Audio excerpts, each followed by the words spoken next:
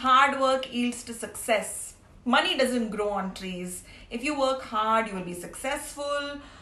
People who have too much money don't have great marriages or don't have great relationships. Money spoils relationships. People who have too much money are not nice people. How many of these sayings have we heard in our childhood? And how many of these sayings have we been told by our parents, our grandparents, and the community at large that have sort of got stuck in our head and determine our relationship with money, determine our relationship with what we create in our reality? Hi, I'm Sheelaa Bajaj, and what if I told you today that everything that we have as a belief system in our subconscious mind is something that we create in our reality, including our definition of success, our definition of what what money is, what prosperity is. Even our reality of money is largely determined with our relationship of what subconscious beliefs we have about money.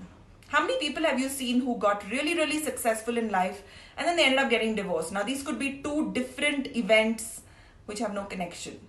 But then somewhere, because of what will people say, they connected the two and said because they got a lot of money, then they got divorced. Or you see lives of the rich and famous and you see the chaotic events in their life, divorces, maybe, multiple things that happen, maybe extramarital relationships. And then you started connecting the two, saying people who are rich and famous are not happy or they can't have harmonious relationships.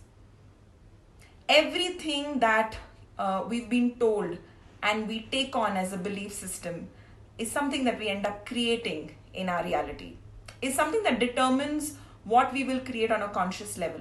Even though we don't know that. We all desire money, we all desire success at a conscious level, but at a subconscious level, we have this idea that money is the root of all evil. And haven't we been told that by different spiritual teachers as well, that money is evil or money is the root of all evil? We've been told that time and again because we should be cautious about not getting too much, not getting too successful.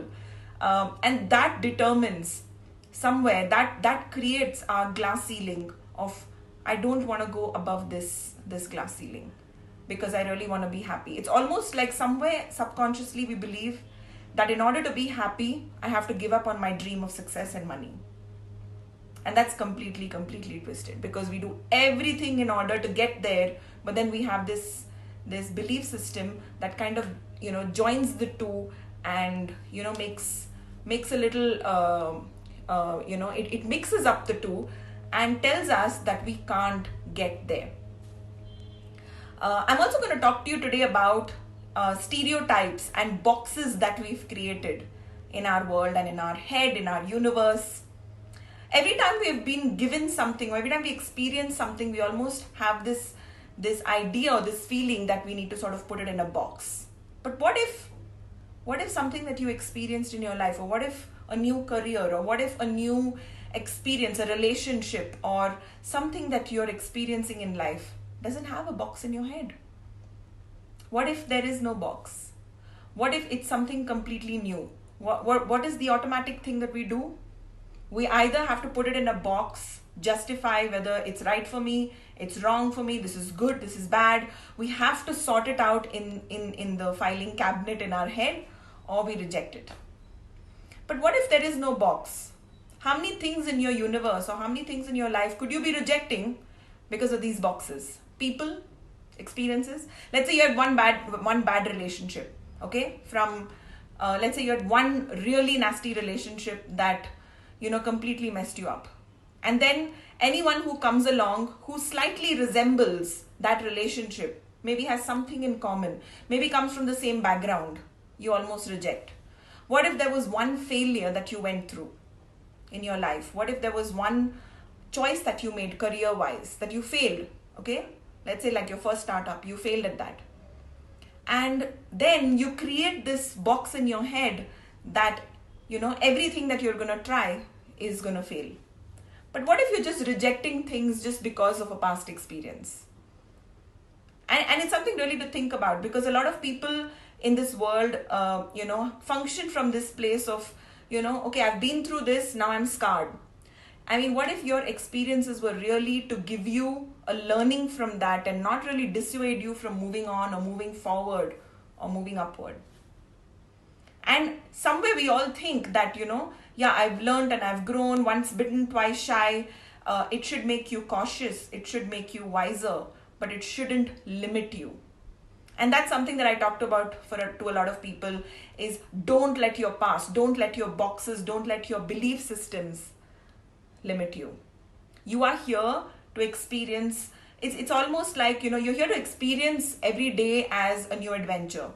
And don't let a learning lesson limit you from experiencing something new. Don't let a belief system limit you. People say work hard to get money, then people who work in our homes should be earning the most amount of money. So I believe that you really don't need to have any belief system. What if you took all of your belief systems and threw it out the window? Could you be limitless? And today's conversation and today's talk is really about you getting out of your own head. You getting out of your own head, getting out of the box, and allowing that phenomenons within you to unleash. And I'm going to do a little personal disclosure. I started my journey from being in an abusive marriage where I was at rock bottom and I had nothing. And every step along the way, I created my reality. I didn't allow my past to limit me, but I allowed that to sort of fuel my life and propel myself to the next level. I started my journey being a single parent and created my life, and every step of the way I broke one glass ceiling. Next step I broke another glass ceiling. Next step I broke another glass ceiling, and I'm here today. So my invitation to each one of you youngsters here is don't allow your setbacks to limit you. Don't allow one bad relationship to limit you from moving on.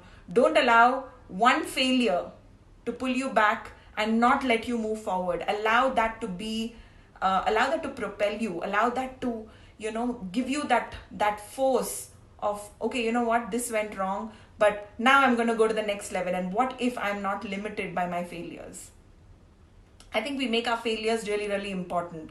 We make our failures bigger than us. And my invitation to each one of you today is, what if you could look at your failure as just something that was, a part of the muscle building process, a part of the learning curve that you had to go through, and not just limit you, but propel you to the next level.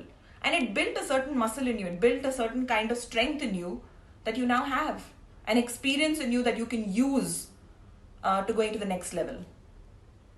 Thank you very much. And I hope you're able to take your failures in good stride and propel yourself to the next level.